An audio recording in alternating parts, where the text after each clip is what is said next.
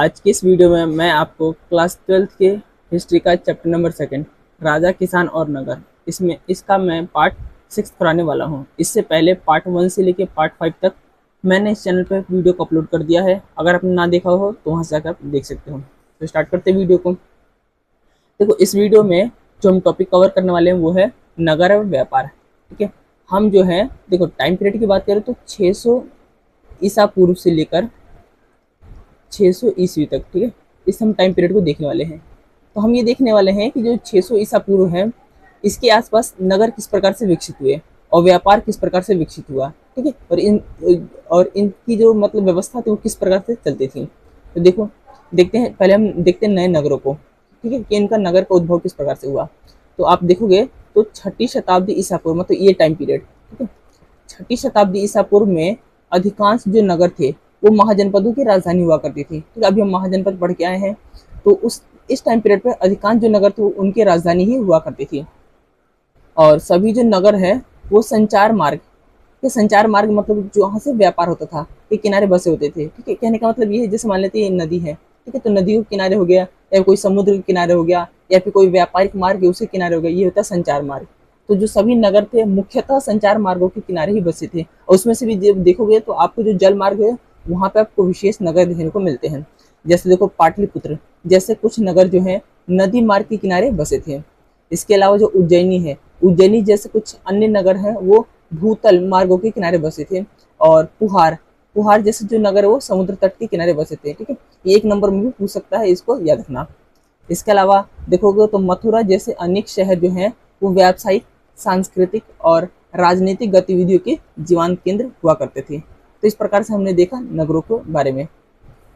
आगे है देखो, अब हमें देखना है इसमें नगरीय जनसंख्या। ठीक है, कि जो नगर में रहने वाली जनसंख्या वो कौन कौन से वर्ग इसमें रहते थे। तो देखो, इसमें विशेषता हमें पढ़ना है सम्राट वर्ग और शिल्पकार के बारे में। सम्राट वर्ग का मतलब होता है अमीर वर्ग, ठीक है, और शिल्पकार का मतलब होता है जो चीजों को बनाता है। अब देखते हैं इसको। तो देखो, विभिन्न हड़प्पा स्थलों पे जब खुदाई हुई तो खुदाई के दौरान कुछ ऐसे पुरावस्तुएं, मतलब कुछ ऐसे सामान मिले हैं, प्राप्त हुए जो सम्राट वर्ग, ठीक है, जो अमीर वर्ग को दर्शाती हैं।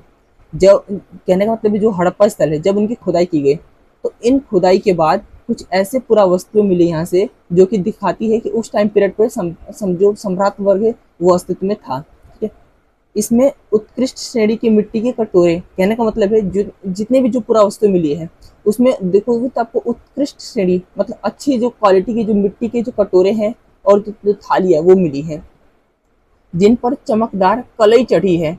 इन्हें उत्तरी कृष्ण मार्जित पात्र कहते हैं। ठीक है, कहने का मतलब ये बहुत विशेष माना जाता था और बहुत मतलब, और ये इसके डिजाइन और इसके बनावट को लेकर ये मतलब एक निष्कर्ष निकाला गया, कहीं ना कहीं ये अमीर वर्गों के लिए ही बनाया गया था। इसके साथ ही साथ सोना, चांदी, कांस्य, तांबा, हाथीदांत जैसे अनेक तरह तरह के पदार्थ से बने गहने, उपकरण, हथियार, बर्तन, सीप इत्यादि मिले हैं। ठीक है, तो इस आधार पर क्या है, ये एक निष्कर्ष निकाला गया होगा कि उस टाइम पीरियड में जो सम्राट वर्ग है वो अस्तित्व में रहा होगा। इसके अलावा जो कई अभिलेख हैं, कई अभिलेखों में नगरों में रहने वाले धोबी, बुनकरों, ठीक है, ये लोग नगरों में रहते थे। धोबी है, बुनकर है, बढ़ई है, कुम्हार है, स्वर्णकार है, लोहार है, धार्मिक गुरु है और राजाओं के बारे में विवरण मिला है। कहने का मतलब जो ये जितने भी व्यावसायिक हैं ये जो सभी शहरों में रहते थे और उनका काम क्या था, जो सम्राट वर्ग है उनको अपनी सेवाएं उपलब्ध करवाना। इसके अलावा कभी कभी उत्पादकों और व्यापारियों के संघ का भी उल्लेख मिला है। जो उत्पादन करने वाले उत्पादकों और जो व्यापारी हैं इनका भी संघ मिला है। ठीक है, और उस संघ को कहते हैं श्रेणी।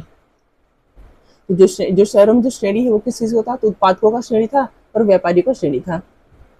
और ये जो श्रेणियाँ थी कच्चे माल को खरीदती थी फिर इन्हें तैयार करके माल को बाजारों में बेचा करती थी। तो इस प्रकार से नगरों में रहने वाले जो विभिन्न प्रकार के जो लोग हैं उनके बारे में हमने देखा। आगे देखते हैं। देखो, अगला जो टॉपिक है वो है उपमहाद्वीप और उसके बाहर का व्यापार। उपमहाद्वीप कहने का मतलब एक तो मतलब उपमहाद्वीप के अंदर का व्यापार और उसके बाहर का व्यापार। ठीक है, हम इसको दोनों के देखने वाले हैं। तो देखो, 6ठी शताब्दी ईसा पूर्व से ही उपमहाद्वीप में नदी मार्गों तथा भूमार्गों, ठीक है, नदी से भी व्यापार हो रहा है और जो भूमि से उससे भी व्यापार हो रहा है, का मानो जाल सा बिछ गया है। मतलब 6ठी शताब्दी से ही आप देखोगे तो नदी मार्गों का बहुत ज्यादा आविष्कार हो चुका है, भूमार्गों का बहुत ज्यादा आविष्कार हो चुका है। ठीक है, आविष्कार कहने का मतलब है कि यहाँ से बड़े मात्रा में लेन देन हो रहा है। ठीक है, ये देश के मतलब उपमहाद्वीप के अंदर भी हो रहा है और उपमहाद्वीप से बाहर भी हो रहा है। उपमहाद्वीप का मतलब है भारतीय उपमहाद्वीप से है। ठीक है, इसको आप इसके अलावा देखो, शासक जो प्राय है इन मार्गों पर नियंत्रण करने की कोशिश करते थे। कोशिश इसलिए करते थे क्योंकि इनको यहाँ से बड़े मात्रा में टैक्स वसूल, मतलब एक टैक्स वसूलने का एक जरिया हो गया था। ये देखो यहाँ पे क्या है, जो शासक है इन मार्गों पर अपने नियंत्रण करने की कोशिश करते थे और यात्रियों की सुरक्षा के बदले उनसे धन वसूला करते थे। ठीक है, तो इस प्रकार से जो टैक्स वसूलने का जो तरीका वो भी था। तो इसलिए यहाँ पे हर जो शासक चाहता था कि जितने भी जो व्यापारिक मार्ग हो ज़्यादा से ज़्यादा उनके कंट्रोल में आए, जिससे उनको ज़्यादा से ज़्यादा उनसे टैक्स मिल सके। इसके अलावा देखोगे तो इन मार्गों पर चलने वाले व्यापारियों में पैदल फेरी करने वाले व्यापारी, बैलगाड़ी और घोड़े, खच्चर जैसे जानवरों के दल के साथ चलने वाले व्यापारी हुआ करते थे। आगे देखो, समुद्री मार्गों से भी लोग यात्रा करते थे, जो खतरनाक तो थी परंतु बहुत ज़्यादा लाभदायक भी हुआ करती थी। लाभदायक होने का मतलब ये है कि आप इसको कम मतलब पैसे में ज़्यादा सामान को एक स्थान से दूसरे स्थान भेज सकते थे जल मार्ग के द्वारा। ठीक है, और ये आसानी से पहुंच भी जाता था। तो ये इस प्रकार से खतरनाक तो था, लेकिन यहाँ पे ये लाभदायक हुआ करता था। ठीक है, इस और क्योंकि अगर आप भूमार्गों से आप लेन देन करोगे तो भूमार्गों से बड़े मतलब एक स्थान से दूसरे स्थान में ज़्यादा दूरी है, उसमें ज़्यादा टाइम भी लगता था। ठीक है, और ज़्यादा लोगों की भी ज़रूरत पड़ती थी और बहुत दिक्कत होती थी भूमार्गों से ले आने में। तो इसलिए जो जल मार्ग है ये बहुत ही सुलभ माना जाता था। इसके अलावा देखोगे तो जो तमिल भाषा में मसत्तुवन, ठीक है, और प्राकृतिक में सत्वा, ये दोनों शब्द याद रखना। तो तमिल में जो शब्द है मतस्वन और जो प्राकृतिक में ये है सत्वा और सेठी के नाम से जो प्रसिद्ध सफल व्यापारी बड़े धनी होते थे। मतलब धनी के जो धनी व्यापारी, जो सफल व्यापारी, उनके लिए शब्द यूज होता था। तमिल में होता था ये शब्द होता था और जो प्राकृतिक में है ये दो शब्द यूज हुआ करता था। एक नंबर में पूछ सकते हैं, याद रखना इसको। तो इसका अगला देखोगे तो नमक, अनाज, कपड़ा, धातु और उससे निर्मित उत्पाद, पत्थर, लकड़ी, जड़ी बूटी जैसे अनेक प्रकार के सामान एक स्थान से दूसरे स्थान तक पहुंचाए जाते थे। ठीक है, इस व्यापार में इन सब चीज़ों का लेन देन हुआ करता था। इसके अलावा देखो तो रोम साम्राज्य में काली मिर्च जैसे मसाले तथा कपड़े व जड़ी बूटियों की भारी मांग थी। इन वस्तुओं को अरब सागर के रास्ते भूमध्य सागर तक पहुंचाया जाता था। ठीक है, तो ये देखो ये एग्जाम्पल दिखा रहा है कि कहीं ना कहीं जो उपमहाद्वीप है, उपमहाद्वीप से बाहर का व्यापार की बात करें तो रोम साम्राज्य तक इसका व्यापार हो रहा है। मतलब रोम साम्राज्य में इस मतलब भारतीय महाद्वीप की आपको काली मिर्च देखने को मिलेगी, जैसे अनेक मसाले देखने को मिलेंगे। इसके अलावा जड़ी बूटियां देखने को मिलेगी। ठीक है, तो ये कहीं ना कहीं दिखा रहा है कि उस समय भी जो विदेशी व्यापार है ये कितना फल फूल रहा था। ठीक है, कितना सुदूर क्षेत्रों तक लेन देन हो रहा था, व्यापार हो रहा था। इसके अलावा अगला जो टॉपिक है वो है देखो सिक्के और राजा। अब देखो इस टॉपिक को मैंने मतलब बाकी जैसे टॉपिक को कवर करा उसको कराने से अच्छा मैंने क्या है डायरेक्ट क्वेश्चन ही ले लिया, क्योंकि इस जो ये जो टॉपिक यहाँ से 3 क्वेश्चन बनते हैं। ठीक है, और जो ये क्वेश्चन है वो तीनों क्वेश्चन को मतलब इस क्वेश्चन में तीनों ही वो क्वेश्चन शामिल है और जो कि पेपर में पूछा हुआ था। ये मिड टर्म में पूछा हुआ था 2024 के अंदर। ठीक है, 8 नंबर में आया था और इस प्रकार से आया था 1, 4, 3। ठीक है, तो इस प्रकार तो डायरेक्ट मैंने क्या है वो क्वेश्चन ही ले लिया, क्योंकि इस सिक्के और राजा टॉपिक से केवल 3 ही क्वेश्चन बनते और तीनों के तीनों क्वेश्चन इसी में शामिल है। तो इसलिए मैंने डायरेक्टली क्वेश्चन ही ले लिया और इसका मैंने आपको आंसर करा दिया है। ये आने वाले जो एग्जाम है उसमें भी पूछ सकता है। जी देखो जो पहला वो है सिक्कों के अध्ययन को क्या कहा जाता है, यहाँ देख सकते हो ये 1 नंबर का पूछा था। ठीक है, इसी तरीके से अगला जो आगे जो लाइन है वो 4 नंबर का क्वेश्चन है और उसके अगला जो लाइन है वो 3 नंबर का क्वेश्चन है। ठीक है, तो देखो पहले देख लेते हैं सिक्कों के अध्ययन क्या कहा जाता है। 1 नंबर में याद रखना, सिक्कों के अध्ययन को मुद्रा शास्त्र कहा जाता है। 1 नंबर में याद रखना, पूछ सकता है। आगे देखते हैं कि देखो अगला जो 4 नंबर का उसमें क्या पूछा हुआ है, तो 6वीं शताब्दी ईसा पूर्व से 6वीं शताब्दी के मध्य के इतिहास को समझने में सिक्के किस प्रकार से उपयोगी सिद्ध हुए। मतलब 6वीं शताब्दी ईसा पूर्व से अगर बात करें 6वीं शताब्दी ईसा पूर्व से 6वीं शताब्दी ईस्वी तक, इन 1200 सालों के अंदर सिक्कों की क्या भूमिका रही है इतिहास को जानने में। मतलब इतिहास को जानने में सिक्कों से हमें क्या क्या चीज़ें पता चलती हैं, तो उसको देख लेते हैं। तो देखो मैंने ये 4 नंबर का इस प्रकार से आंसर है। अब आपको लगता हो ये बड़ा है, लेकिन देखो यहाँ पे देखोगे तो मैंने एक एग्जाम्पल लिख रखा है। ठीक है, ये आपको चारों एग्जाम्पल लिखने की जरूरत नहीं, एक एग्जाम्पल लिख दो काफ़ी है। अब बाकी जो 4 जो छोटे छोटे पॉइंट है वो आपको लिखना ही पड़ेगा। तो देखो सिक्कों से हमें क्या क्या जानकारी मिलती है।